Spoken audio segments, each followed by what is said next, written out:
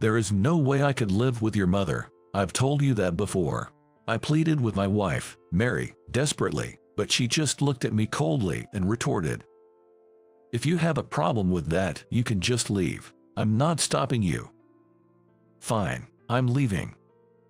I quickly packed all my stuff and left. I can't deal with her anymore, I said to myself. What fate awaited Mary after I left her? My name is Keith. I'm 41 years old. Mary and I had been married for 7 years. We both worked. I was raised by my maternal grandparents because my parents died in a car accident when I was little. I was feeling very lonely after losing my parents, so my grandfather, who loved traveling, started taking me to various places. Influenced by my grandfather, traveling became my hobby. I would write articles about my solo travels on my blog, earning a living as a freelance writer. I met Mary on one of my trips. She was drinking with a group of people at a bar one night, and I just happened to be there, drinking on my own. One of the guys she was with and I hit it off immediately, and he introduced me to Mary.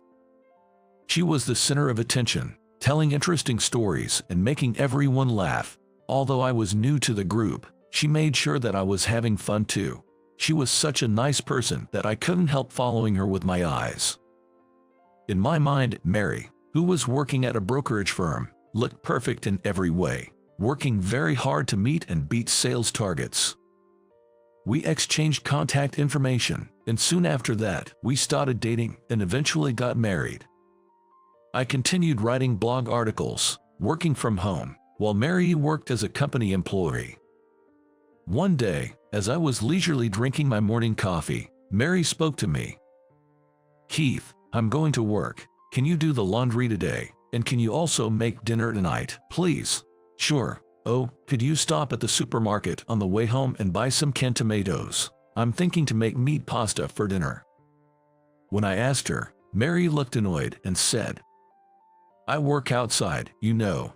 As you are working from home, shouldn't it be easier for you to find time to do grocery shopping? I have a lot on today, so I don't think I'll have time to go out at all." As soon as I said that, the living room door opened. "Keith, I couldn't help overhearing your conversation, but what on earth are you thinking? Asking Mary to run errands for you?" Suddenly appeared was Kim, my mother-in-law, who lived very close from our apartment. "Oh, Kim, why are you here?" I asked with a trembling voice. Then Mary casually said to me, "Oh, by the way, I gave Mom a key to this apartment." "What? Why did you do that without even asking me?" As I tried to question Mary, Kim glared at me and said, "Got a problem with that, and Keith, it's absolutely ridiculous that you are trying to force your wife to do the household chores, especially when she is working full-time. You should be doing everything since you are home all the time." "I agree, Mom. Keith is just being awful, isn't he?"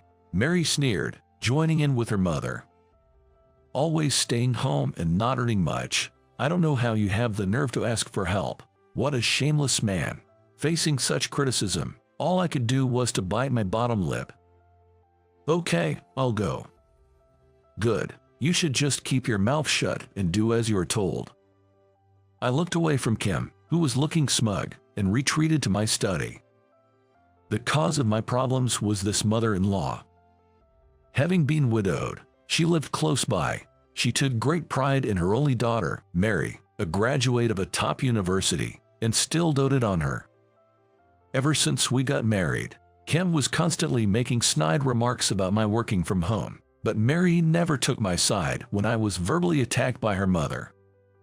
There was something else about Mary that I realized after our marriage. Being invariably showered with praise by her mother, she was vain and ostentatious.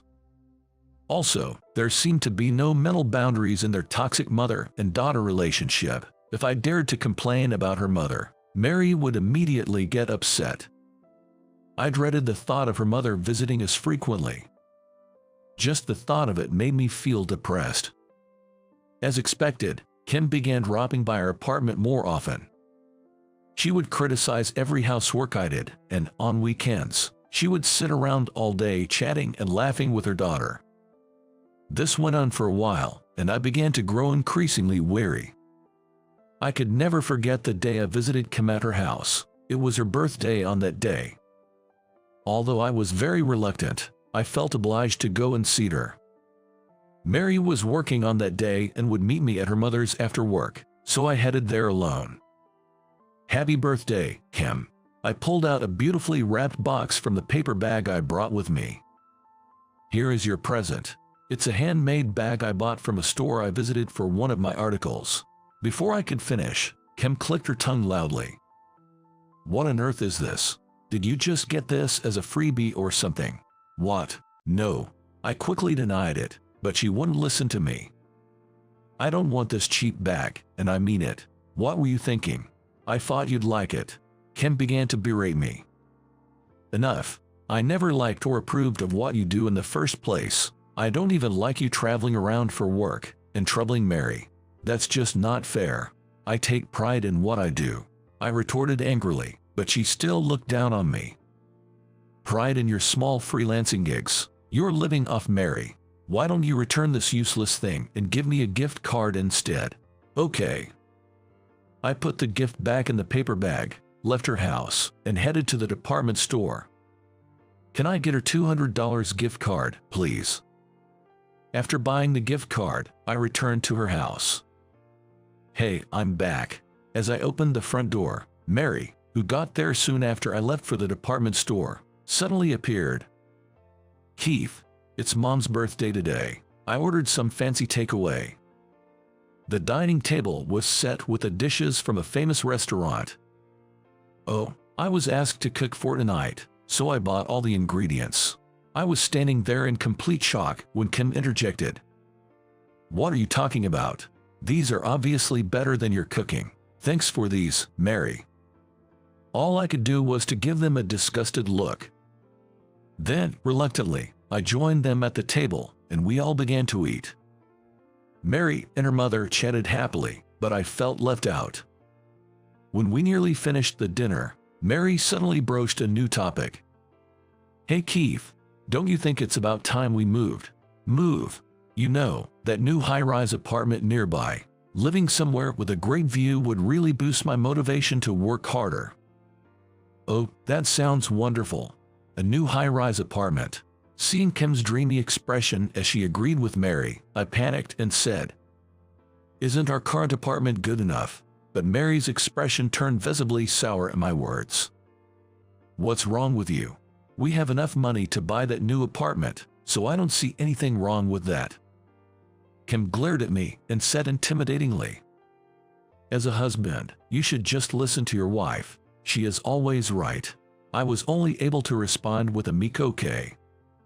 Indeed, moving into a new place might not be a bad idea. I could probably have a bigger study and work more efficiently. And if I made sure not to give Kim a spare key to the new place, things might get better for Mary and myself.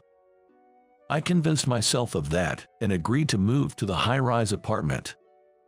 While signing all the paperwork, I asked Mary, "Mary, there's something I need you to promise. When we move, can you promise not to give your mother a spare key to the apartment?" "Why? What is your problem? Your mother is always meddling in our business, and my patience is wearing thin. If you are planning to give her the key, I'm not signing these." Mary then pondered for a moment, and then put her hand on my shoulder just to reassure me.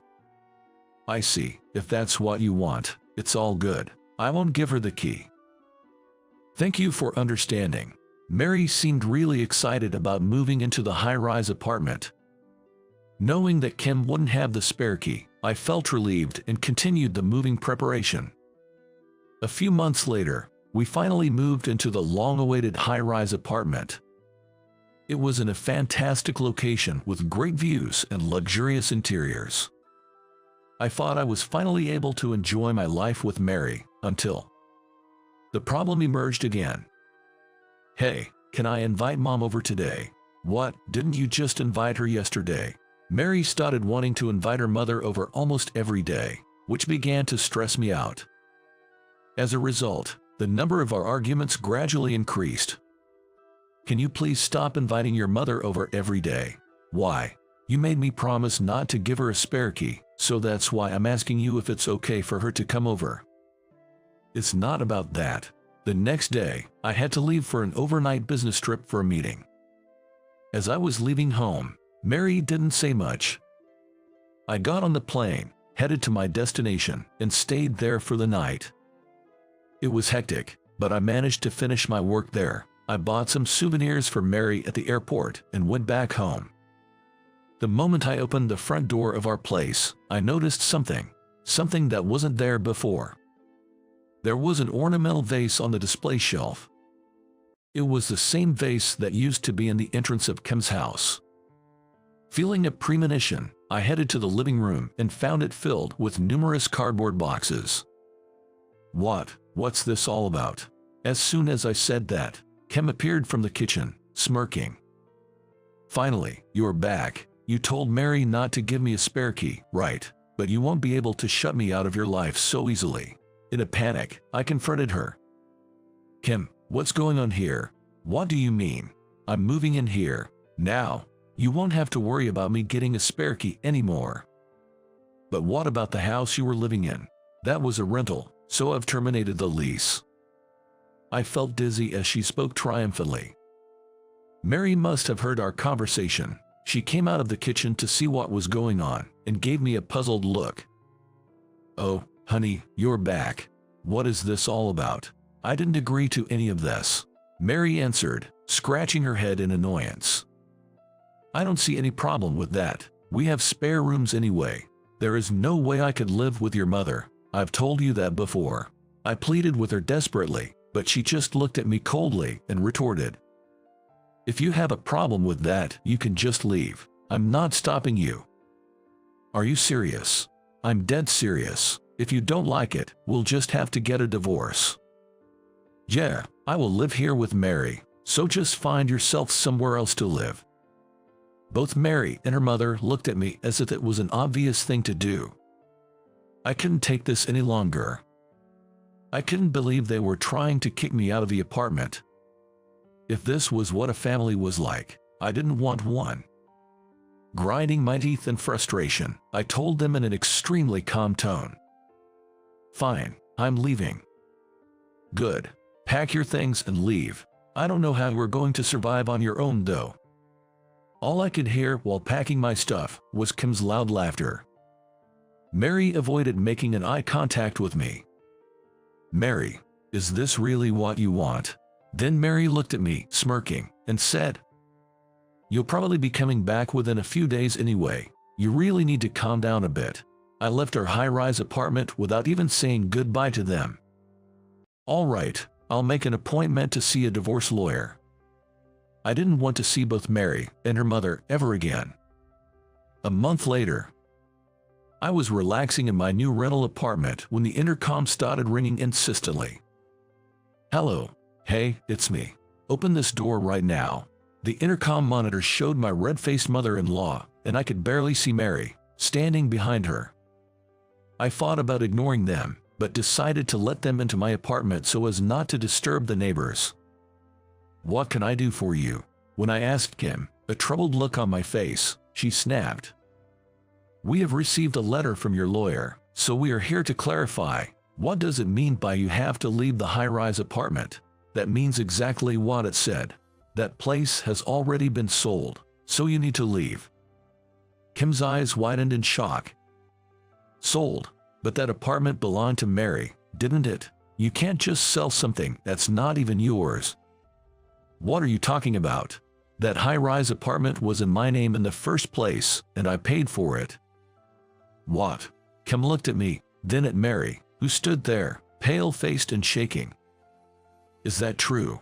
I sighed deeply and looked straight at Mary. Mary, didn't you tell her? Mary remained silent, avoiding eye contact with me. I turned to my still confused Kim. Once you called me a gold digger, but I don't think you really know who I am and what I do. I'm the founder of a certain travel blog, and occasionally appear in magazines and on TV. What? Magazines? TV? Kim's mouth fell open as she stared at me. I continued in an even tone. That was why I had some savings and was able to afford that high-rise apartment. By the way, your last birthday present, which you didn't want, cost me over $1,000. $1,000. Of course, I had to return it to the shop and got my money back. Also, the fancy takeaway that Mary ordered for your birthday was paid with my credit card by Mary without my consent.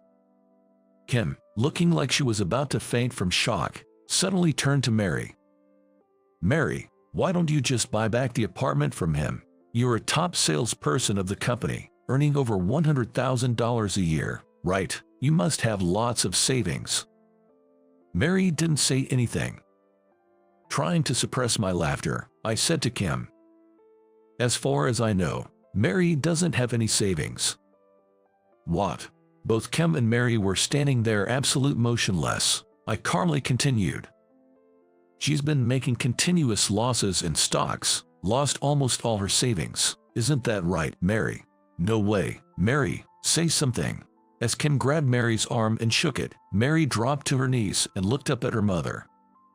I thought moving to the high-rise apartment would help boost my motivation and drive, but, as I glared at Mary, demanding an answer, she continued in a stuttering, faint voice. Well, I did try, Mom. I barely have any money left to rent a small apartment to live with you, let alone buy the high-rise apartment off him. What? I crossed my arms and said to Mary, I always knew that you had no skills for stock trading. I thought I had to support you as a husband and all.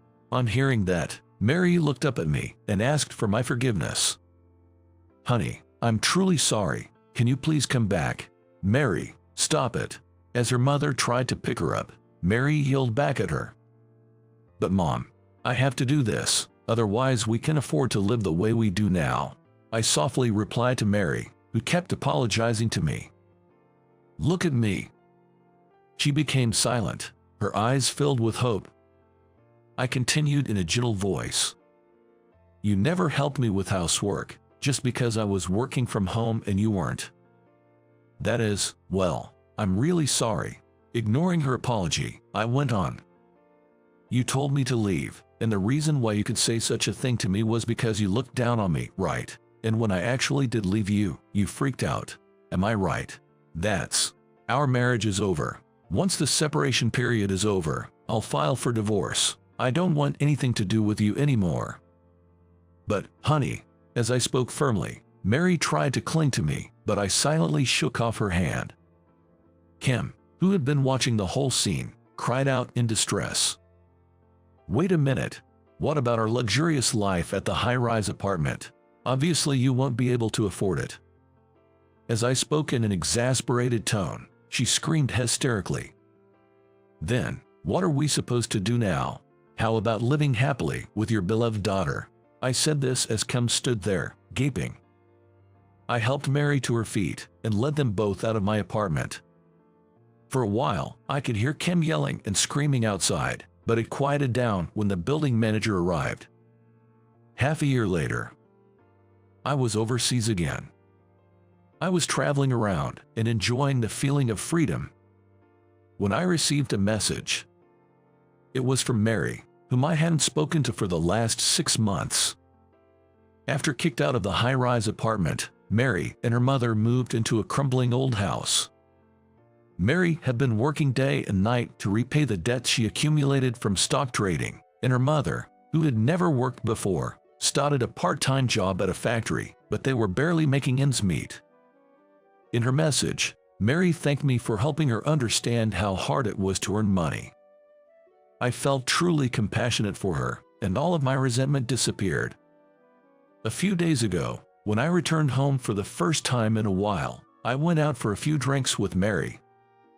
Back then, I was overwhelmed at work and maybe took out my frustrations on you, who was doing what you loved as a job. I'm truly sorry.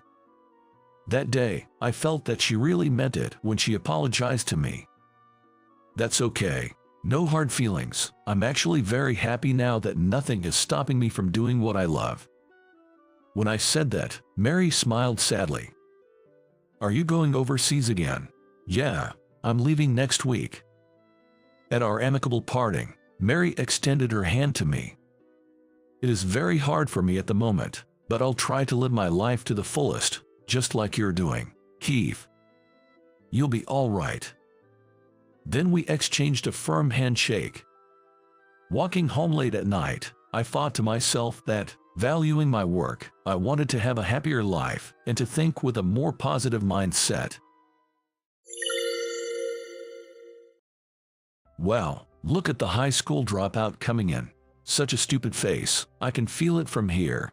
And do dropouts have kids with stupid faces too? How annoying. My son Daniel and I were at a fancy steakhouse. Then, I ran into a beautiful old classmate, Lisa, a returnee from abroad, who always looked down on me since our school days. She was with her foreign boyfriend, chatting and laughing in French. From their demeanor, you could tell they were bad-mouthing us. Suddenly, my son Daniel stood up and said, "Miss, I understand everything you're saying." After interpreting everything, Lisa turned pale when she realized who we were. "Listen, from tomorrow, there won't be a place for you at the company," my son Daniel added. Yes, the identity of me and my son Daniel that shocked Lisa and her foreign boyfriend. My name is James.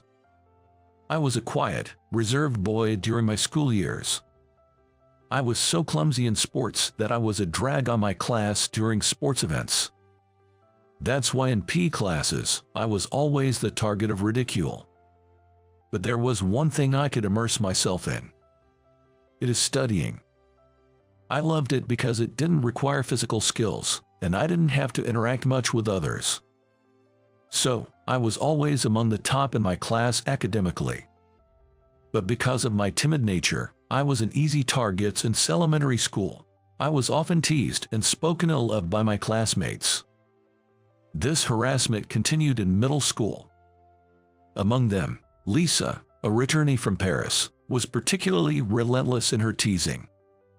All because you're a little bit smarter, you're too arrogant, you're so introverted, it's creepy, switch seats with me, you belong in the cold seat by the window. After the seat changed during break time, Lisa came to my seat and demanded to switch seats. It seemed she was dissatisfied with her seat and targeted me, thinking I'd be the most likely to agree. I didn't mind sitting by the window or anywhere else, so I just switched as she asked. Lisa even seemed displeased with my compliant attitude, but she quickly left when called by a friend. Such a fuss over a simple seat change. Others, though not as bad as Lisa, also seemed to think they could get their way with me, making unreasonable demands. I was forced to swap cleaning duties, and they would make up silly songs about me. Especially after tests, when my name was posted among the top scorers, they made me feel particularly bad. Still, I never felt I could win an argument. So I just quietly endured through middle school. After graduating, I decided to keep my future plans secret from my classmates, saying I'll work after high school, and enrolled in a technical college in a distant town. If you want to go to a technical college, that's fine with us. We support you. I wanted to avoid further interactions with my middle school classmates and sought a deeper learning experience not available in regular high schools. My parents readily agreed. My mom would say, if you have something you want to do, do it.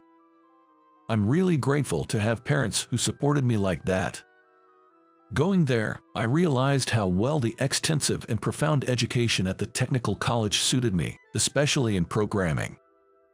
I even won an award in a programming competition. "James, you're amazing. I'm so surprised."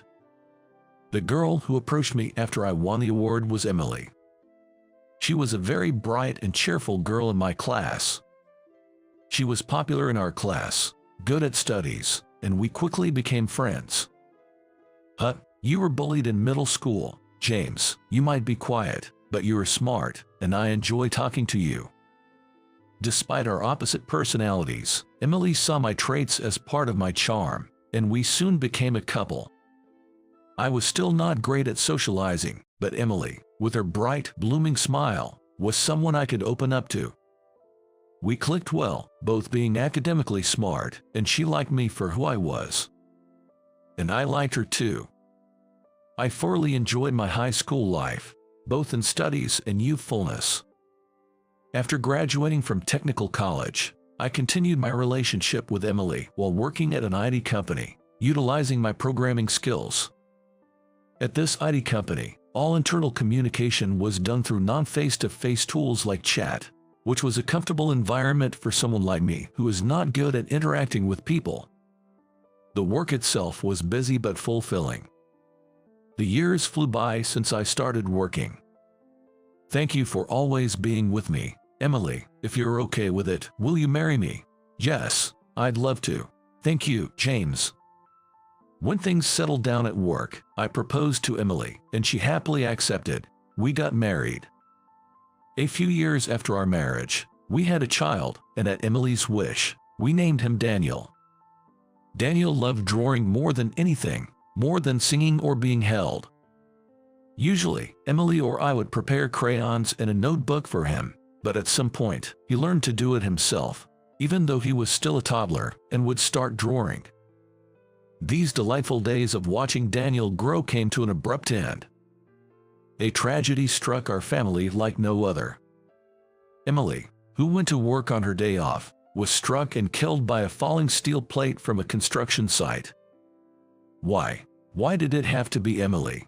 Dad, where did Mom go? She didn't leave us to go to heaven, did she? Daniel, realizing his mother, Emily, was gone, Daniel's disbelief was palpable, and I held him tightly in my arms. Working on your day off? Yes, they asked me to come in on Sunday because they were short-staffed. James, if you're okay, could you take care of Daniel? Emily had asked me about working on her day off a few days before. I didn't have work that day, so I agreed. I never imagined something like this would happen. If only I had stopped Emily for any reason. If only I had driven her to work, this might not have happened. I was filled with regret.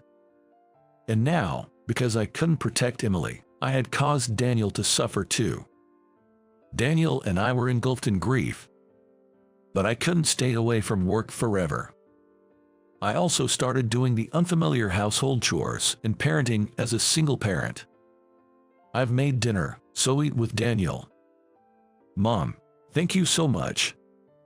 It's nothing. I know it's tough, but you need to hang in there with Daniel. Now, I have to go to work too. Though my parents helped occasionally with housework and childcare, doing it alone was a Herculean task. I tried to finish chores when Daniel was engrossed in drawing or asleep. After putting my beloved son to bed, I often lay exhausted on the floor, sprawled out, staring at the ceiling. In those moments, I'd find myself lost in thought, reminiscing about Emily. I realized how much I had taken Emily's kindness for granted, as she had always taken the lead in household and child care duties. Dad, we'll be late for daycare. Hurry up. Daniel, like Emily, was responsible, and he'd prompt me as I rushed in the mornings. After Emily's death, Daniel initially cried a lot, but gradually, he accepted reality, became stronger, and tried his best every day. I knew he must be missing his mother, Emily. Without ever complaining, he was always there for me, an incredibly good kid. For Daniel, and for Emily in heaven, I resolved to stay strong. And so, I balanced work, housework, and parenting. Every day was a whirlwind. I would often be the last parent to pick my son up from daycare. When I picked up Daniel from daycare, he was always drawing until the very last minute. Mr. Thompson, is Daniel always drawing like that? I asked Mr. Thompson, and he told me Daniel was so absorbed in drawing that he preferred it over playing with friends. It reminded me of my own student days. I reminisce about the times when I was studious and loved studying. Your son's drawings are all wonderful. If you and Daniel are okay with it, how about we submit his drawings to a contest? One day, Mr. Thompson from the daycare suggested entering Daniel's drawings in a competition. Hey, Daniel, how about we enter your drawings into a contest? What's a drawing contest? Well, it's a place where people who can draw as well as you get to show their work to experts who know all about article. On the way home, I discussed this with Daniel. His eyes lit up with excitement, and he immediately wanted to participate. So the next day, I told Mr. Thompson we would submit Daniel's drawings. Later, Daniel's drawing won the top prize. Knowing his talent, Daniel and I were overjoyed. "Daniel, you're amazing. Who knew you had such talent? Great job." Daniel looked at me, beaming with joy, as if he was celebrating his own achievement. I patted his head with all my love. "Today, we'll treat ourselves to a nice meal." We started going out for meals whenever there was something to celebrate, just like that. As if to fill the void left by Emily's absence. We continued to live our days positively. A few years later, Daniel turned 9. Daniel and I went to a fancy steakhouse to celebrate the special occasion. Then, to our surprise, seated behind us, was Lisa, my former middle school classmate. She was with someone who seemed to be her foreign boyfriend, and after a while, Lisa noticed me and started a conversation. "James, is that your kid? You always had a gloomy aura. I recognized you right away, and you were a high school dropout, right? How can you walk around your hometown without feeling ashamed? Just like in our student days." She looked down on me, still believing I was a dropout, laughing mawkishly. Then, Lisa and her boyfriend sat down at their table. But strangely, they started speaking in French, glancing over at us, seemingly talking about us. It brought back memories of middle school. The atmosphere alone made it clear they were bad-mouthing us. I had only one concern. Daniel, in fact, understood French perfectly. Suddenly, Daniel stood up and approached Lisa and her boyfriend. "Miss, I understand everything you're saying." "Oh, what's this kid talking about? There's no way a child can understand French." "No, you just said my dad was creepy in French, didn't you?" Hearing Lisa say such things again, I was appalled at how little she changed since middle school. But she and her boyfriend became furious with Daniel, accusing him of making things up. Daniel then began to recount everything they had said. He mentioned how I was plain and lonely in middle school, had no friends and a burden to the class due to my lack of athletic skills. And how even now, I haven't changed a bit, still plain, and even my kid looks plain and stupid, saying my stupidity affected my son. While I was left holding my head in dismay, Lisa and her boyfriend were still arguing with Daniel, denying everything and calling it nonsense. Daniel was known for being brilliant and talented, especially since he immersed himself in drawing as if to fill the void left by his mother's absence. His artistic skills had improved dramatically. He'd been delivering artwork to a French art dealers in elementary school thanks to his talent in drawing. And in the process of dealing with this art dealer, he had also mastered French. On my side, skilled in aita, I thought about leveling up my skills to enhance my son's language abilities. I left my job at the aita company and started an online language school with Daniel. Daniel mainly taught French to children who wanted to learn. For student sessions with kids, we involved Mr. Thompson, as he got along better with them. For languages other than French, we hired other teachers. I was in charge of the core systems of the company, like the teacher-student matching system and schedule management. Seeing Lisa and her boyfriend, I suddenly remembered something. They were recently hired as employees at our language school. I was at an event at Daniel's school the day of the interview and left the interview process to other staff, so I only received their resumes. I hoped they had changed over the years, but unfortunately, that wasn't the case.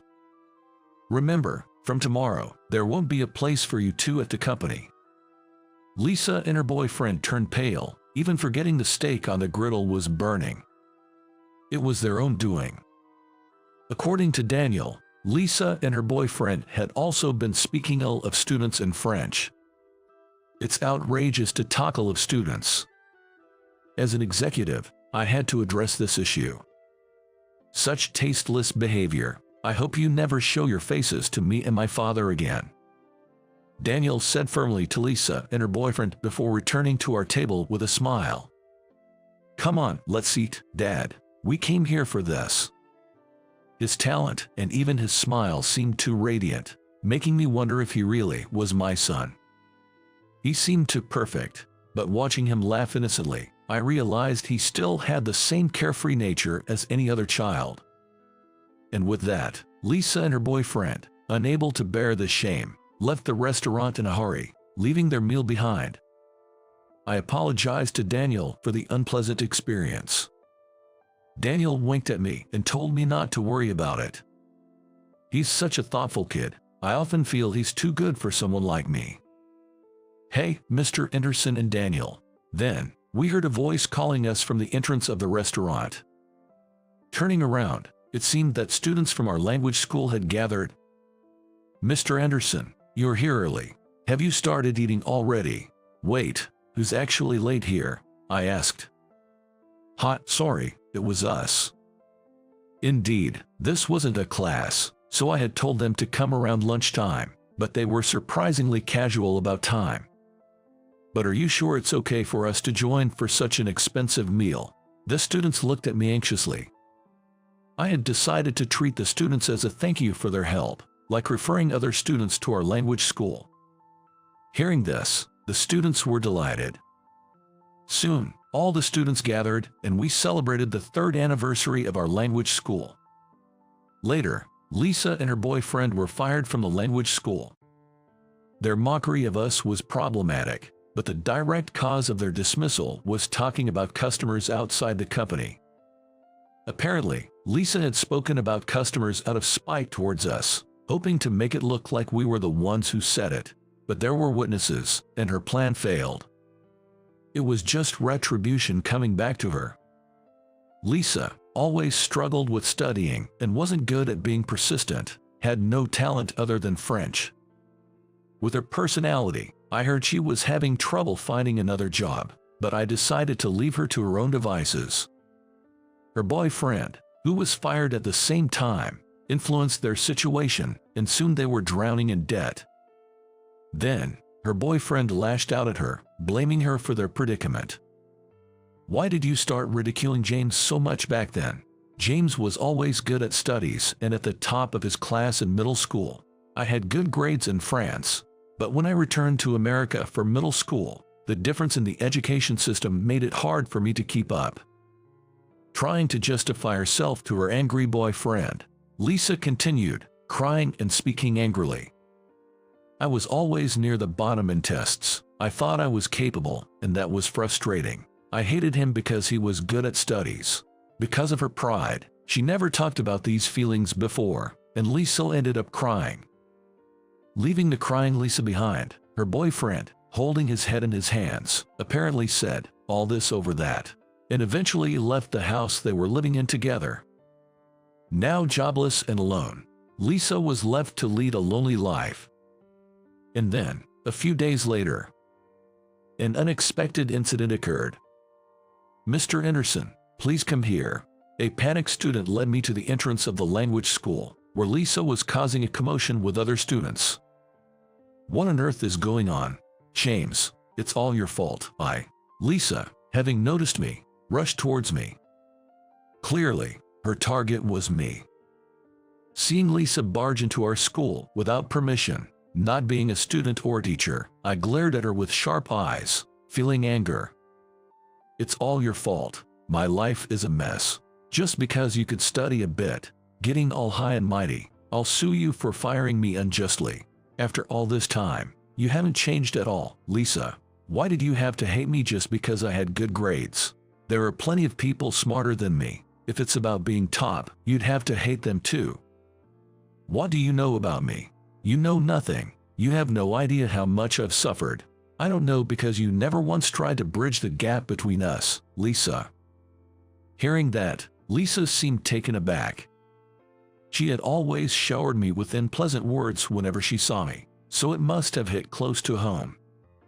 After all, that was the root cause.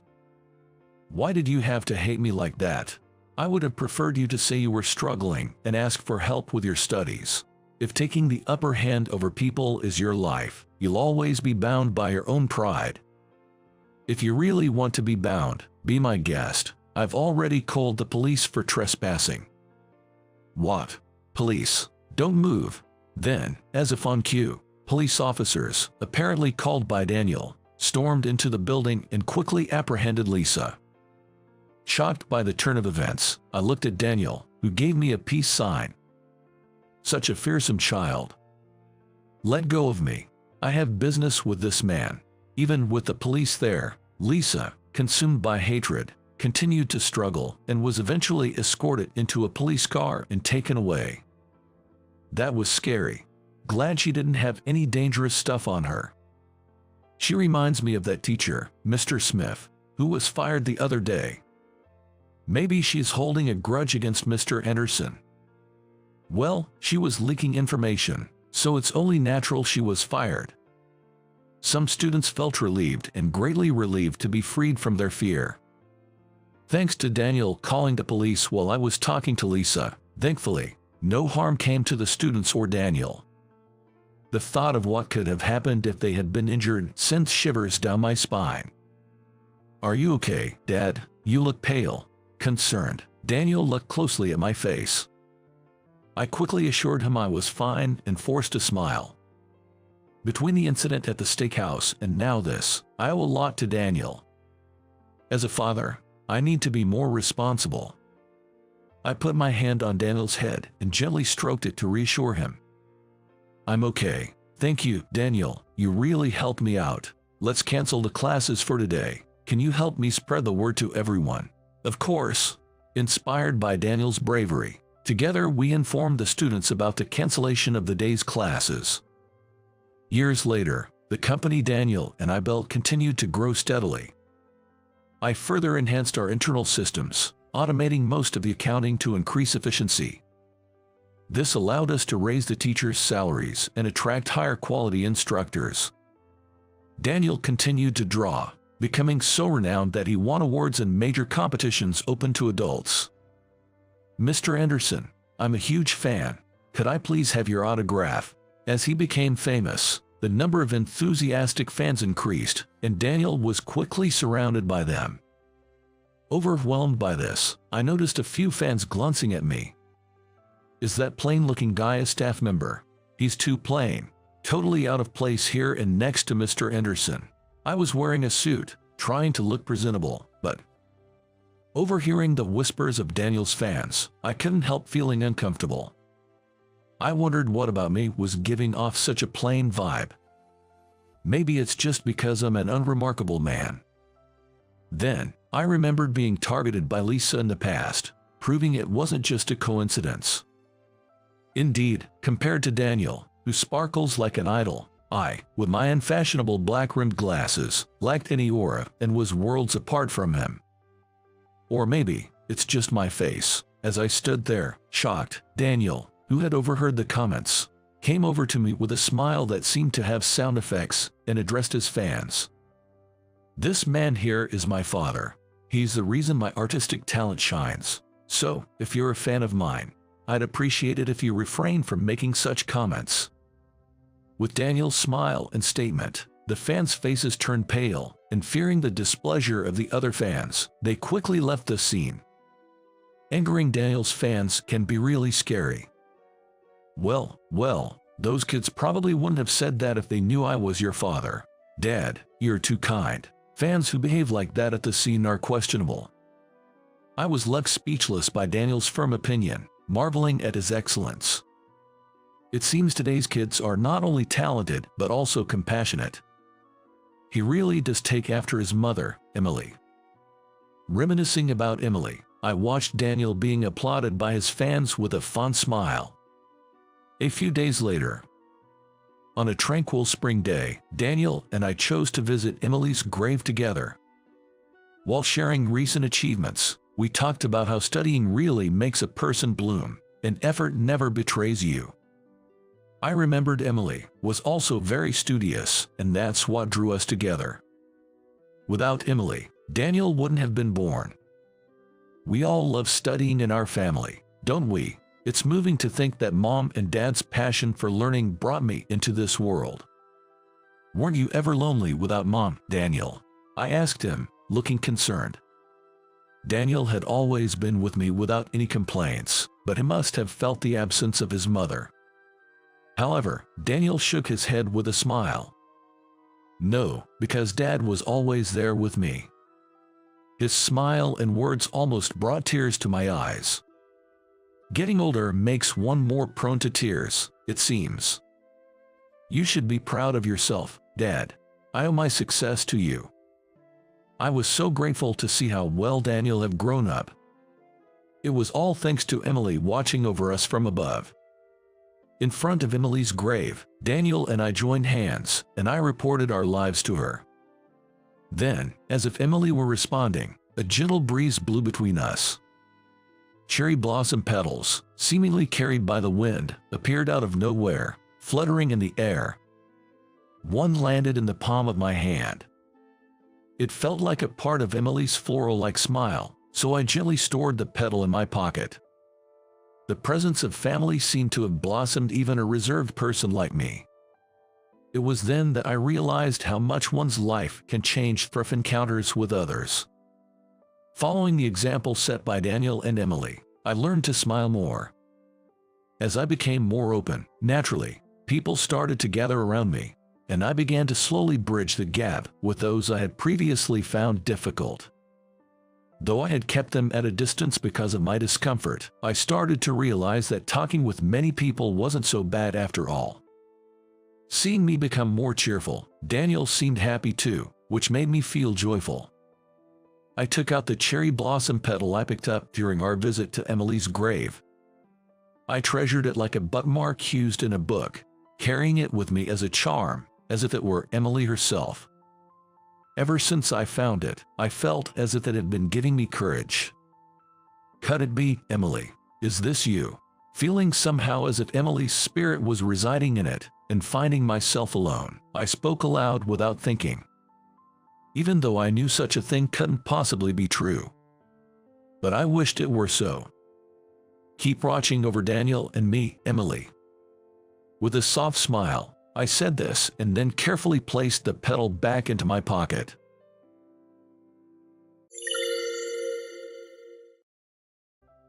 Redo it. Sharp words in contrast to the gently placed documents. Slightly crestfallen by those uttered words, my shoulders droop a bit.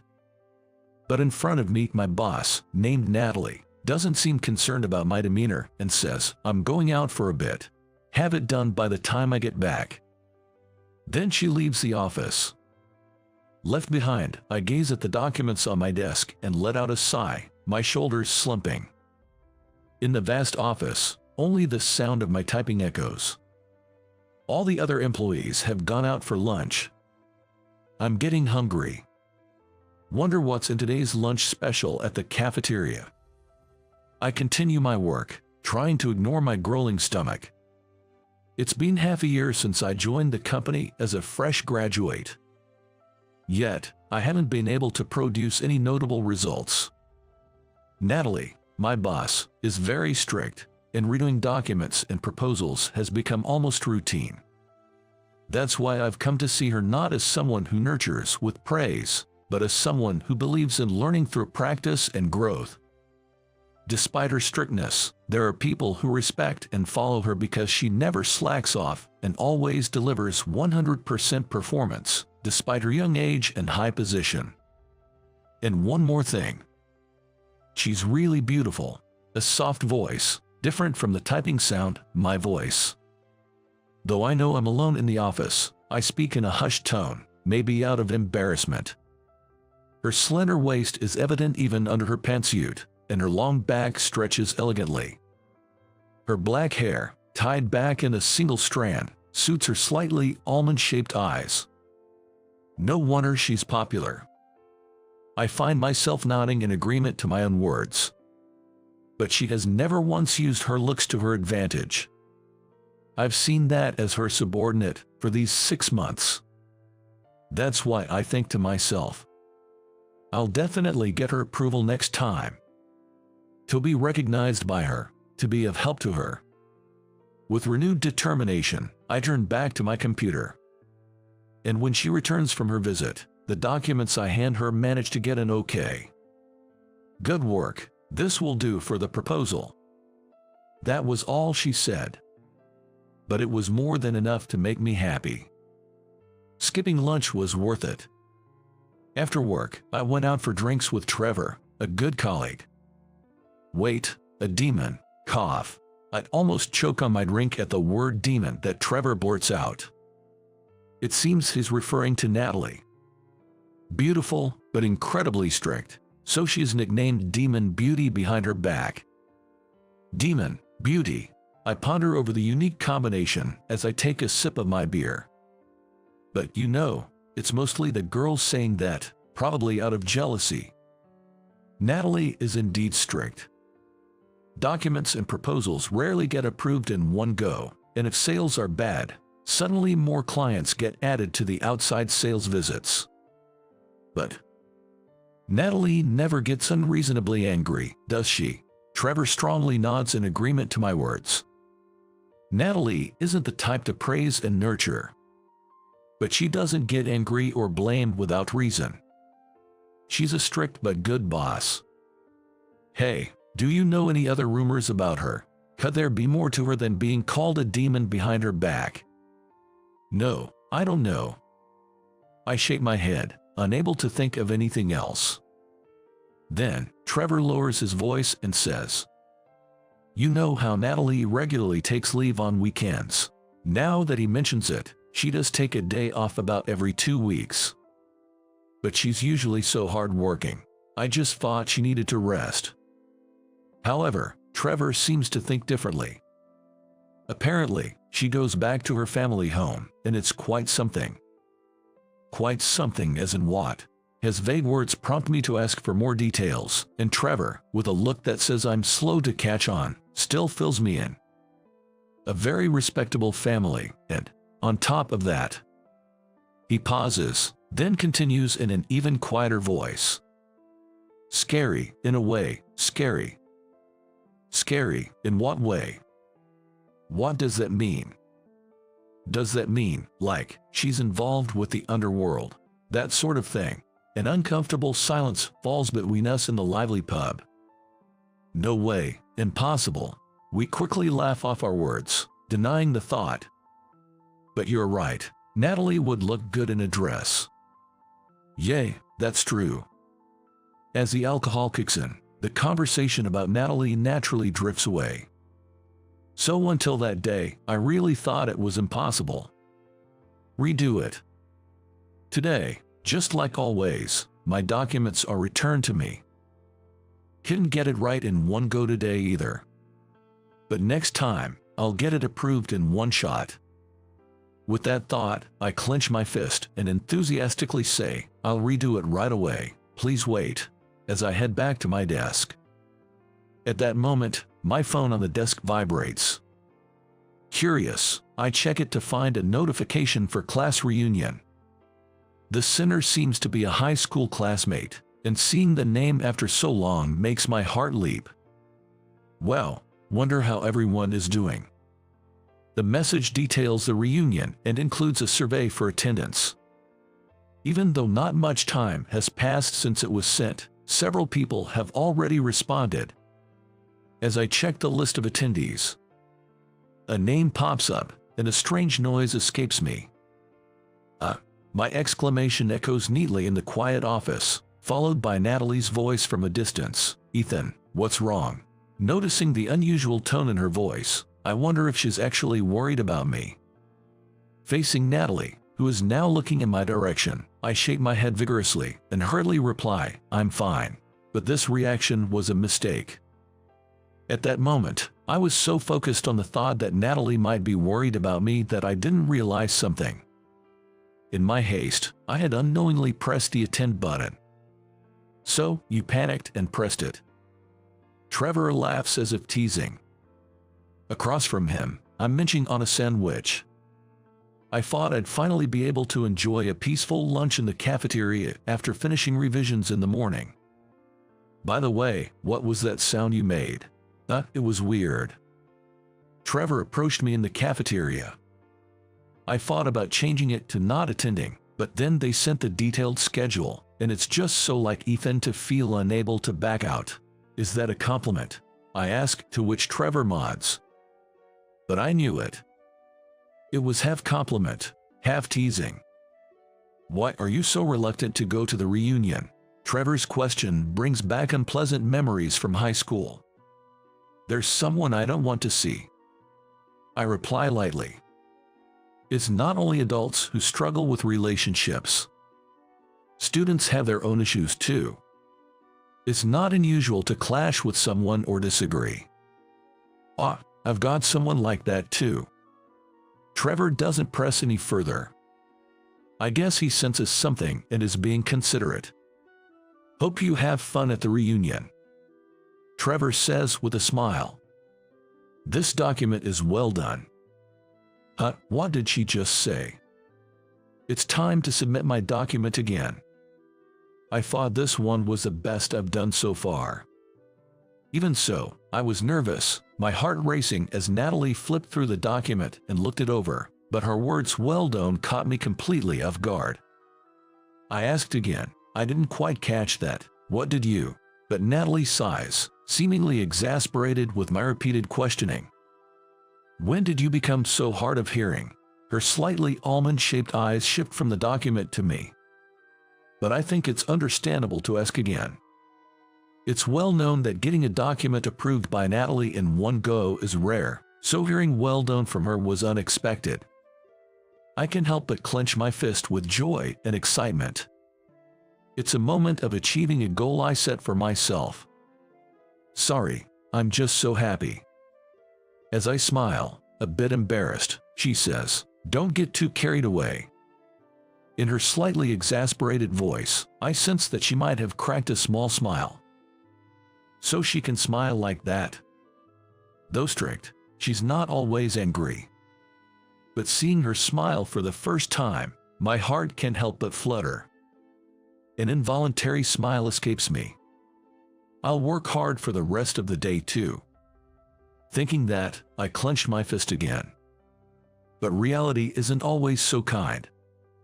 Sorry to burst your bubble, but you've got these numbers wrong here and here. Please fix them soon. Hearing her slightly teasing voice and seeing her beautifully upturned lips, I look up to see her dazzling smile, her slightly almond-shaped eyes twinkling with amusement. Yes, I'll fix it right away. The days seemed to fly by after that. Are you still here? The office was dark, and I'd been typing for hours, the only sound in the empty space. I thought I'd work until a good stopping point. But it seems quite some time had passed. It's almost time for the last train. Natalie, having finished her outside visits, returned to the office and spoke to me. I hadn't realized how late it was until she mentioned it, and I exclaimed in surprise, "Is it that late already?" But Natalie was calm as ever. "Come on, settle down, start packing up to leave." She handed me my bag. She's always like this, unflappable no matter what, and as I admired her cool composure, I suddenly remembered the conversation I overheard between Natalie and Thomas, the executive, at lunch. "Natalie, are you heading straight home today?" "Yes, I'm visiting my parents' house early tomorrow morning." "Right." Natalie was supposed to head straight home after her outside visits. As I asked her, unable to hide my curiosity, she nodded casually. I passed by the office and saw the lights still on, so I got worried. "Good thing you didn't miss the last train," she said with a gentle smile. That smile again. Feeling a strange sense of guilt for seeing her smile twice in one day, my heart fluttered and my cheeks warmed. Feeling a bit shy, I thanked her, looking away slightly. "Thank you so much." For a moment, Natalie looked puzzled, but then she quickly hid her surprise and spoke again. "Come on, you have plans tomorrow, right? You should head home. Don't waste the leave you finally got approved." Her added words reminded me that I had the class reunion tomorrow. I accepted the bag she offered and started walking. The next day, I took the day off and attended the reunion.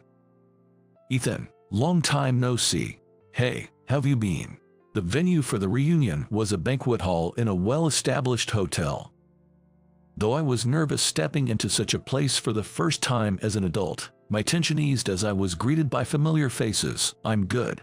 It's nice to see you're doing well, Ethan. Wow, what a great hotel." After greeting everyone, I found a corner in the banquet hall to sip my drink and look around. The hotel, true to its traditional roots, was decorated with bright, eye-catching flowers, blending the old with the new beautifully. I have been anxious about coming, but as Trevor said, it seemed like it was going to be a fun day. That's what I thought until... "Hey, isn't that Ethan over there?" I felt a shiver down my spine at the unexpected voice.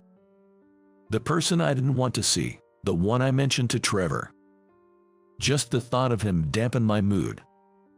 I turned slowly to find Timothy, unchanged from our school days, with his annoying smirk. "Spending the reunion drinking alone, huh?" With a snide voice, Timothy questioned me, and I nearly replied that I just happened to be alone. But instead, I swallowed my words and coldly said, "Please don't mind me." It was my way of saying I didn't want to talk anymore, but Timothy didn't care. In fact, he seemed to know exactly what I wanted to say and continued speaking. "We do care, right? We were high school classmates, after all. Just because we were classmates doesn't mean we were friends or anything."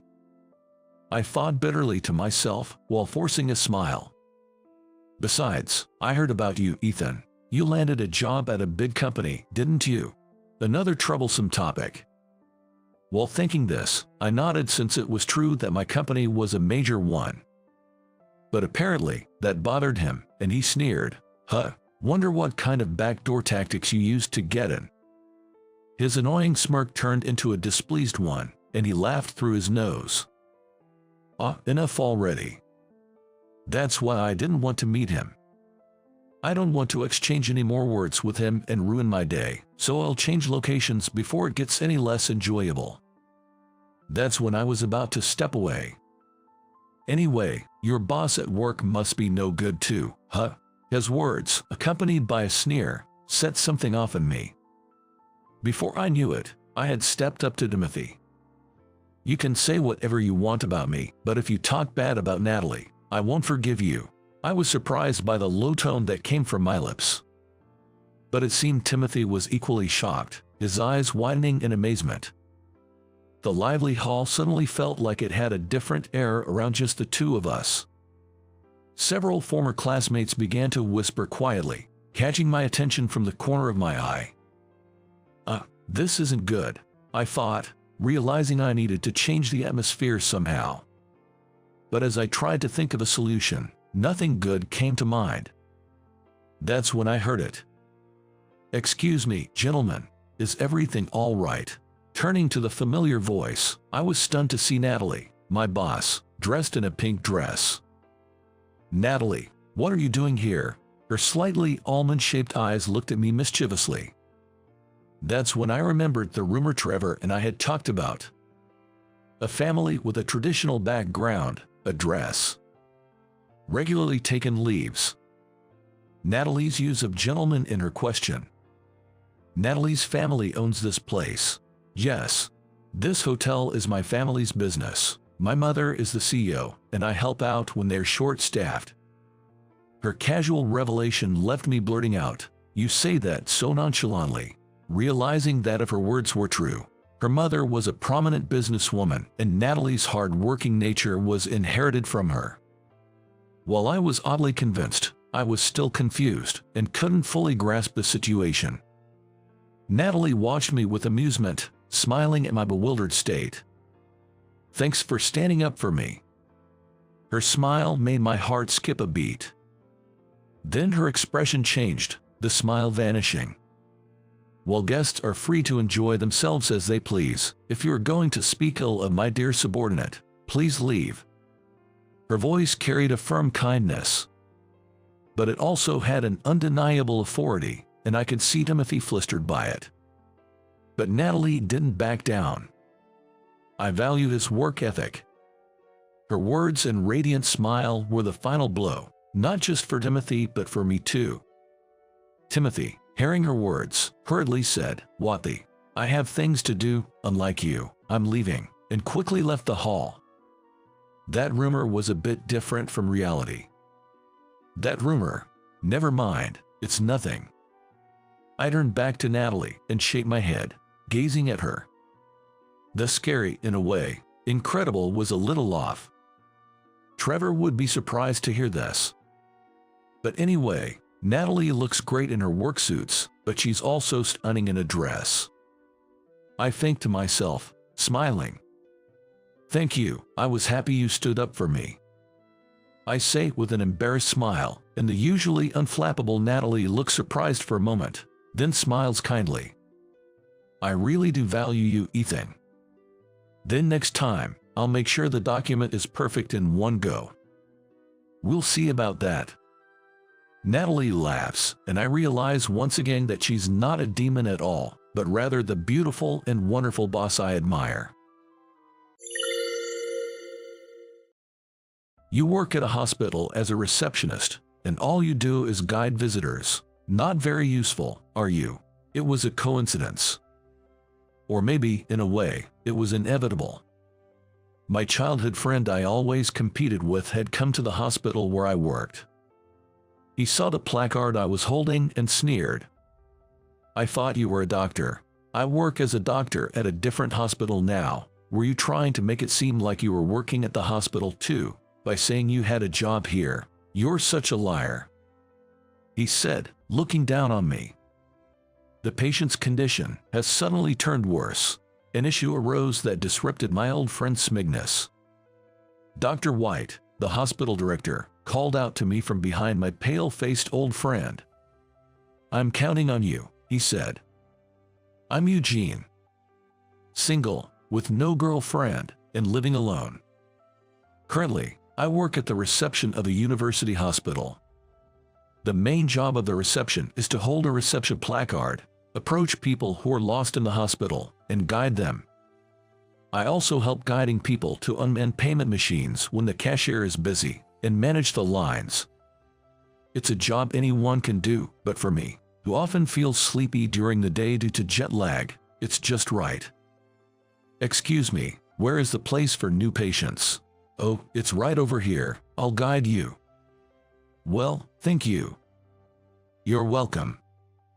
I guided the elderly lady and handed her over to a nurse before returning to the information desk.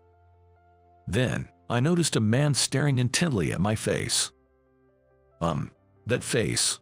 I recognized his face too, and couldn't help but stare back.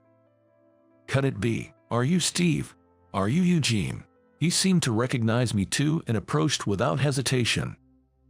"It's been a while, hasn't it, since middle school?" The man was Steve. We were friends in our childhood, together from elementary to middle school. He used to compete with me in everything, always a troublemaker. "Eugene. Steve. What is it this time?" "This time it's a challenge on test scores. Honestly, I still don't understand why he always saw me as a rival." "Hey Eugene, what score did you get on the test?" Steve approached my desk, test paper in hand, despite our seats being far apart. "Again, don't you ever get tired of this?" "I got a 96. What about you?" 98. "I win this time." "What? Seriously? Darn, I lost again." Seeing Steve look so frustrated back then, I just chuckled. That's how we used to compete, even in test scores. We were also in the same track and field club. "I'll take the top spot. Don't cry when you lose, Eugene." "Who's crying? I don't really care about being the best anyway." "Shut up, Eugene, I absolutely won't lose to you." "Well, I'd rather focus on setting personal records than winning." "I'm not losing, no matter what." "Good luck to both of you." "Samantha, watch me, I'm going to be the one winning."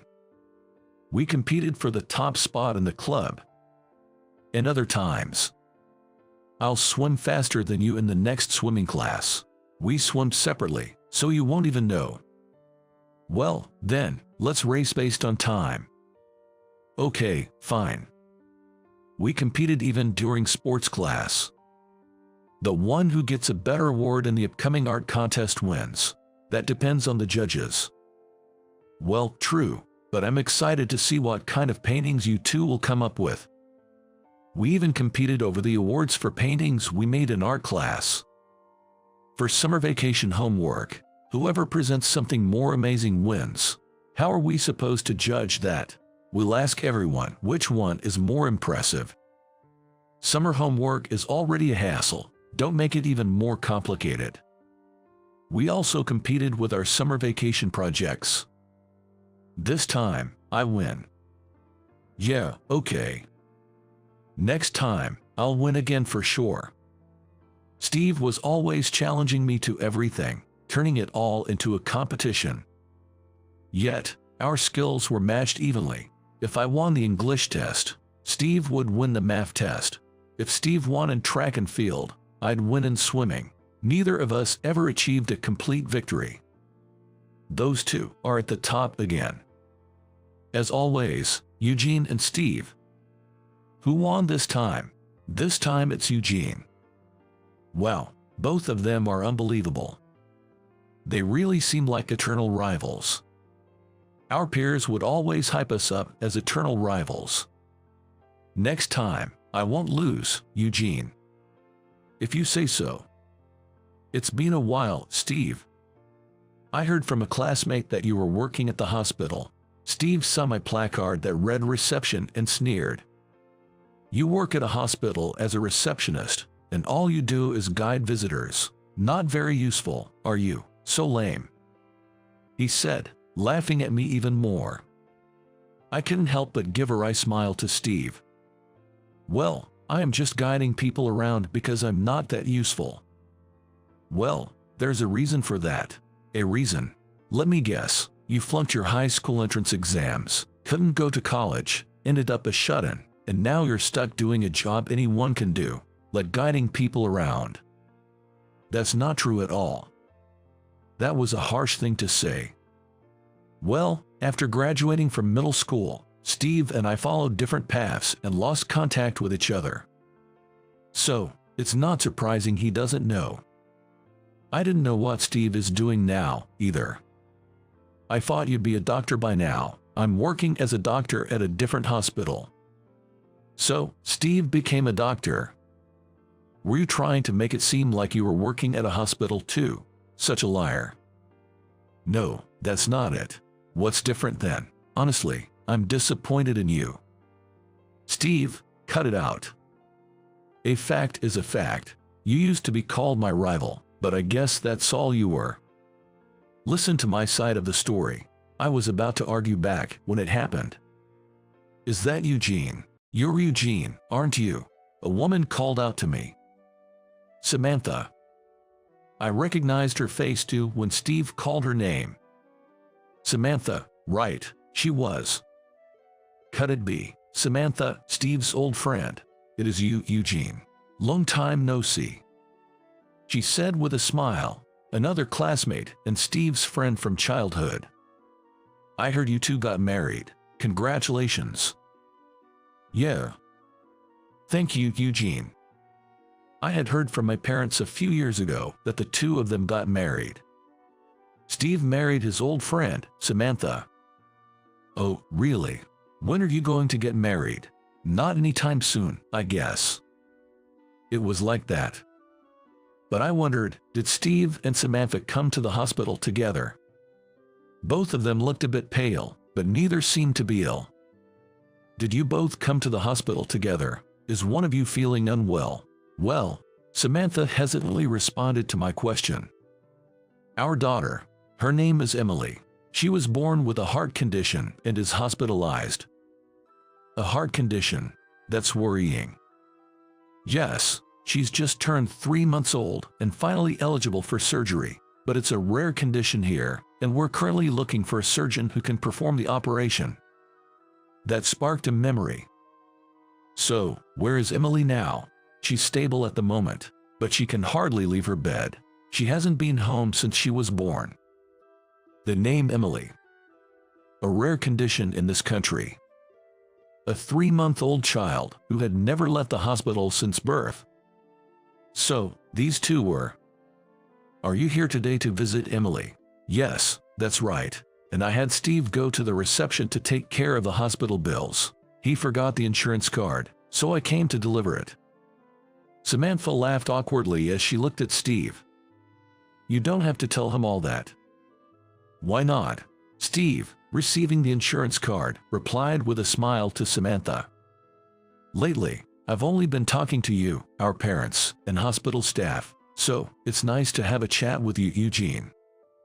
Samantha was smiling, but I could see exhaustion on her face. The constant care for Emily, who had been hospitalized since birth, and the fear of her heart condition worsening at any moment. It's no wonder she was tired. Still, Steve and Samantha being Emily's parents, I felt it was a coincidence that should be shared. Actually, I was about to tell her something when Emily's mother and father. Finally, I found you. What's the matter? Why are you in such a hurry? A nurse rushed over, looking panicked, and addressed them. Emily's condition has suddenly worsened. What? Samantha. At those words, Samantha's face went pale, and she nearly collapsed, but Steve, equally pale, caught her. How is Emily? What's happening with our daughter? Her heart almost stopped. She might need emergency surgery. Her heart? Oh no, but at our hospital, we can only provide temporary measures. For a cure, we need a specialist in pediatric cardiology. We came here looking for the doctor. Damn it, Emily, Steve muttered in despair. Eugene. Then, Dr. White came to call me. I have a surgery I need you to do. That's why I called you from Australia. No time for jet lag. Yes, I understand. I nodded at his words and handed my placard back to reception. I'm counting on you. Understood. With Dr. White's words, I tightened my resolve and followed him. Huh? Don't worry, leave it to me, I'll save her. Eugene, you can't be. Surprised, Steve and Samantha watched me pass by and head to the operating room. Eugene. Yes. Do you have any plans to go to Australia? Australia. Yes. Your skills are too valuable to be confined to the US. How about honing them in Australia? I hadn't mentioned it to them, but after high school, I went to medical school, got my medical license, and then, on Dr. White's recommendation, studied in Australia. As a pediatric cardiac surgeon, I've experienced numerous surgeries in Australia, including treating a premature baby who weighed less than 4.4 pounds. I originally worked as a pediatrician in a university hospital and went abroad to advance my career. I spent about 3 years gaining experience in Australia. Then one day, actually, there's a child with a complex case admitted to our hospital. I want you to handle it. Dr. White contacted me. Is that so? I've heard about you from the doctors over there. I'm sending you the data, so please check it first. Understood. After reviewing the data sent to me, I determined that I could perform the surgery. Dr. White, I can do this child's surgery.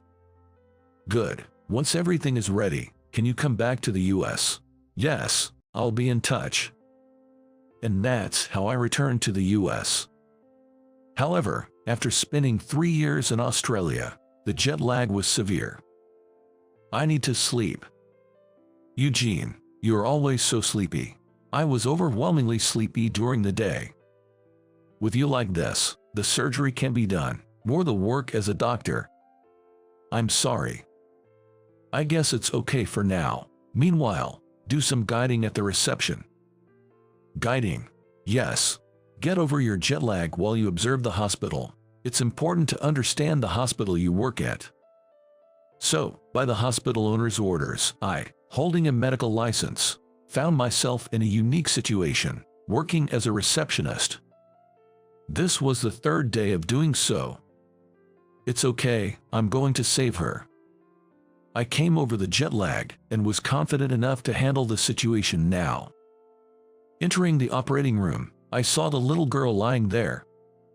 Indeed, I had been called for Emily's surgery, Steve's daughter. Let's begin the surgery. In her case, the major blood vessel leading to the heart was constricted, and there was also a hole inside. First, we had to stop her heart and operate using a heart-lung machine. Her small body had significantly less stamina compared to an adult, and the strain on her body was immense. It was a race against time. I had to operate carefully and quickly, ensuring no small mistakes were made. I thought of the two people who must be waiting outside the operating room. The pale faces of Steve and Samantha when they were told about Emily's sudden change in condition. Samantha, who looked tired from worry and caregiving. Steve, who scoffed at me but became visibly concerned when it came to Emily. Their faces flashed in my mind. I wanted to save Emily, for the sake of the two people who have been searching for a doctor to help her. With that resolve, I moved my hands frantically in surgery. I had to get this child back to the home where her parents were waiting. I began to close the small hole in her heart. Steve, my rival, had always been challenging, but he was a good one. Sure, he had ridiculed me earlier, but the Steve I originally knew wasn't like that. He was talented, serious, and committed to whatever he took on. Eugene, as expected. Yeah, sure. Eugene, I will definitely become a doctor in the future. Then, I'll be a doctor who can save even the smallest child. I wanted to see not his mocking laughter, nor Samantha's forced smile, but their true, heartfelt smiles. Besides, I couldn't afford to lose that challenge. Sutures, complete. After a while, the surgery was finished. It was a success without any major complications. Relieved, I let out a breath of relief, having escaped a critical situation. However, we must still be vigilant and closely monitor her progress for a while. I'm really glad. I headed towards the door of the operating room. Eugene, you really did it. Seeing me exit the operating room, both of them looked surprised. Eugene, how is Emily? How's my daughter's condition? Samantha asked me anxiously. Calm down, the surgery was successfully completed. You can relax. Really? Yes, the hole in her heart is closed. However, it was a major surgery, so we can't be complacent. We'll continue to monitor her closely, but for now, she's okay. My words seemed to finally reassure them. Thank you so much for performing the surgery. Samantha thanked me. Dr. White told us while you were in surgery. Eugene is a skilled doctor I called from Australia. I knew he would save your daughter. Given the circumstances, she should be fine now. That's how Dr. White introduced me, it seemed. I felt a bit embarrassed and gave her a smile. I can say whether I'm skilled or not, but I did my best to treat her. Really, thank you so much, Eugene. Eugene. Steve started to speak. I'm sorry for calling you a liar earlier. Thank you for saving Emily. Steve said, tears streaming down his face. If it weren't for you, Emily wouldn't have been saved. Thank you so much, and I'm sorry for belittling you, saying anyone could do the job and calling you useless. Steve, his words conveyed a deep sense of apology and gratitude. The surgery was successful, but Emily's life continues from here. Children who have had heart surgery need to be careful even with a common cold. The real challenge starts now. I said, patting Steve's shoulder encouragingly. That's where I come in as a parent and an internist. Steve lifted his face and smiled. Samantha was smiling next to him. Seeing their genuine smiles return, I truly felt happy. Right, I'll leave that to you, Steve. Okay. Thank you so much. Eugene. Oh, Dr. White. How's she doing since the surgery? So far, so good. That's good to hear. It was your first surgery since I recruited you, so I was concerned. I heard about it. You introduced me as a skilled doctor. Isn't it true? Well, yes, but it's still embarrassing. No need to be embarrassed. I was confident you could save her. Now, I'm counting on you to keep up the good work. Understood. Emily is still hospitalized, but has become much more energetic. According to Samantha, she can now drink a lot more milk, which she couldn't do before. It was by the time she turned 5 months old. Emily recently rolled over for the first time. That's great. Yeah, Samantha was so happy about it. She said it's a miracle she's gotten this far. It's all thanks to you. It's not just because of me. It was all Emily's effort and the support of you too. Steve spoke happily. For Emily's sake, Steve decided to work as an internist in this hospital. Emily, Daddy's here. You're looking good today. You're here again. Why not? I'm her dad after all. Doting dad, huh? With a daughter this cute, can't help being one. He's quite the doting father, always rushing to Emily's room during breaks to see her face. And before heading back to work, he never forgets to remind me, please take good care of Emily. I respond, got it, now get back to your work. I need to give more than my all, otherwise, Steve might get mad at me. I chuckled to myself, thinking this. Despite his ways, Steve is an excellent doctor. I often hear good things about his reputation. And so, some time passed after that day. Yeah, this should be fine for now. That means, you can finally go home together. Emily's discharge from the hospital was finally decided. Regular outpatient visits are still necessary for a long time, but going home was a joy for Steve and Samantha. They had been eagerly awaiting the day they could return home together as a family. I've got some news, Eugene. Okay, calm down. Steve's in a good mood, huh? Really? But it's understandable. They've been waiting to go home together for so long. That must be a happy moment. That doctor looks really happy these days. His daughter can go home now, right? That's right. She's been in the hospital for a long time. That must be a relief. Steve's obvious good mood was noticed not just by me but also by the surrounding doctors, nurses, and patients, who looked on warmly. We can finally go back home together.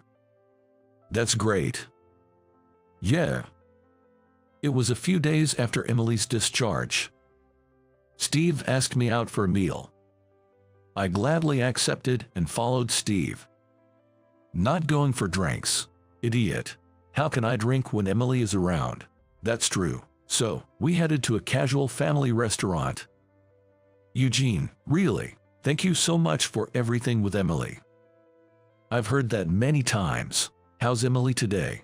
Today, she's staying over at Samantha's parents' house. It's close by, but since she's been in the hospital since birth, Samantha's parents were overjoyed to finally meet her. That's great. Thanks to you, Eugene. Our family can smile again. I can't thank you enough. I'm happy too. I truly felt that way from the bottom of my heart. Seeing their smiles, I smiled too. This was the perfect opportunity. I decided to ask about that matter. You know, there's something I've always been curious about. What's that? Why have you always competed with me since we were kids? Everything was a contest. That's, well, Steve hesitated to speak. Back in first grade, Samantha said you were smart and cool, and I couldn't stand it. What? Since then, I've had a crush on Samantha. Every time she praised you, it made me mad, and I kept challenging you to contests. Seriously? Yeah, but even though I thought I could beat you easily, you were too good. I could never really defeat you. It became a matter of pride, and I kept it up until we went to different high schools. I was honestly taken aback. All this time, his challenges were driven by childhood jealousy. So, I'm the bad guy in this story. Well, Samantha always talked about how cool you were. I thought she liked you, but she confessed to me before college, and that's when I realized I had it all wrong. I see. If the girl you liked was always talking about another guy being cool, I guess I can see why I might have seemed like the bad guy. And so, It turned out he became my rival because of that. Now, I'm married to Samantha, and we have Emily. I'm filled with happiness, so I don't need to compete with you anymore.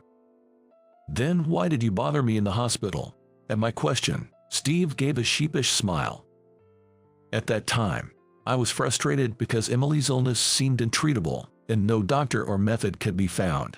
On top of that, seeing you, who had always been excellent, and my competitor, doing a job that anyone could do was unbelievable. I always thought you would definitely become a great doctor. So, that's why you were so prickly. Jer, I kept thinking, why is a guy like you only doing such a mediocre job here? I've always considered you incredible. And at that time, there I was, not a doctor, but doing a job anyone could do, a guide. Steve's frustration from worrying about Emily's illness. His irritation at his once rival's perceived downfall. From Steve's perspective, it must have been infuriating. And when I finally decided to talk to you, it came out as looking down on you. I still feel really sorry about that. I didn't mean to belittle you. It's okay. I understand you don't feel that way anymore. Of course, even as a doctor myself, I can see your skills. You're an excellent doctor. Apparently, I was just caught up in their love story for all these years. As a result, I kept being close to Steve. It left me with an indescribable feeling. Well, maybe that was the reason we were able to become close again after bumping into each other. As I was saying, Emily is just so adorable, I can't help it. I see. When she sees my face, she smiles brightly, and Samantha smiles too. My wife and daughter are just so cute. I'm really happy now. Steve's bragging about his happy family life. With no marriage plans or partner of my own, I can't help but feel a bit defeated. Honestly, I feel like drinking to forget. But we're in a family restaurant. Guess I'll have to settle for another Coke. Leaving Steve, radiating with happiness, I head to the self-serve to get my refill. I wonder if I'll find someone special too. Time passed, and Emily turned 3. Eugene. Hey Emily, how have you been? I'm doing great. That's good to hear. She's so energetic, it's almost a problem. Turn your back for a second and she's off somewhere. Typical kid things. She was growing up healthy, without any major complications or issues. Seeing her made me glad to be a doctor. I'm glad I could become a doctor who could treat her like this. Oh, by the way, we're having a birthday party for her soon. Eugene, would you like to come? Really? Of course, thanks to you, we are able to celebrate Emily's birthday, and she likes you being around. So, I decided to go to Emily's birthday party. Good to see you, Eugene. Welcome. Thanks for the invitation. Steve and Samantha greeted me warmly. Hey there, Eugene. You've grown up. Yes, nice to see you. Emily's grandparents were also there, and the party went on joyfully. In the midst of it all, it seemed I had become Emily's favorite. Emily, it's time to come to Daddy. Eugene must be getting tired. No, why not, Emily? No matter what Steve said, she wouldn't leave my lap. She just sat there, smiling brightly on my lap. Eugene, what is it? I am going to marry you. What? Wait, what did she just say? A bombshell statement. And it came with a kiss on the cheek. Oh dear. You, stop kidding around. I won't let Emily marry you.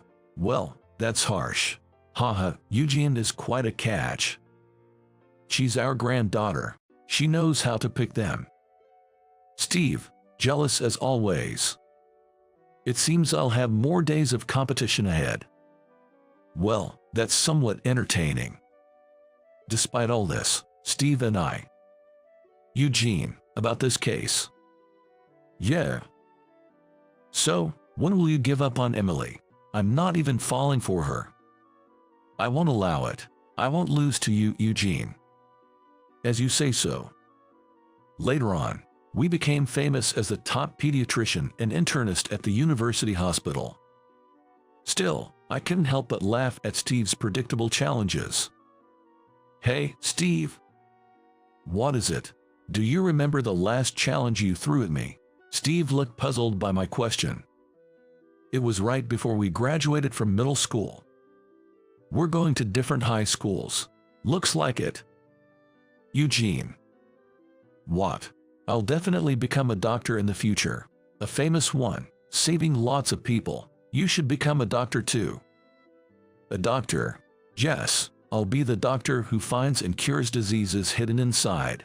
You become a doctor too, and let's see who can be the better one. Then, I'll be a doctor who can save even the smallest child." "Yeah, it's a challenge."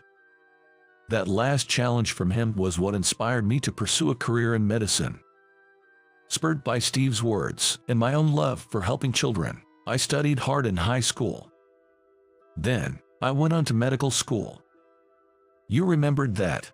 Actually, I had forgotten, but I remembered when I thought about you and Samantha during that surgery. Seriously. Thanks to you, I became a doctor." "I see." Steve smiled shyly. "I'll save even more children. I won't lose this competition." "Me neither. I definitely won't lose." We shared a defiant laugh. "Eugene. Emily. Emily, what about Daddy?" Leaving the hospital with Steve, we were greeted by Samantha and Emily. Steve looked shocked as Emily ran toward me. Before she could reach me, Steve scooped her up.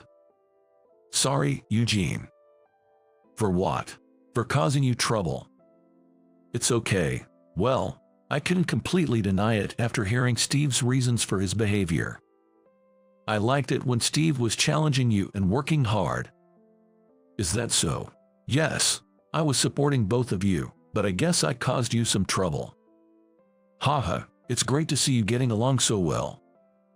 I've treated many children over the years. Children carrying heavy illnesses while still so young. Still, there were children I couldn't save. I've never forgotten about them. I've continued my effort to save more children. There are treatments I couldn't do back then that I can do now. Seeing children like Emily overcoming their illnesses and growing up fills me with joy. Every time I see their growth, I feel grateful to be in this profession. Well, let's work hard today to not lose to my best friend. I've kept striving to save as many children as possible. By the way, Emily, who has grown up seeing me and Steve, told me she wants to be a doctor. The problem is she can't decide whether to become a pediatrician or an internist.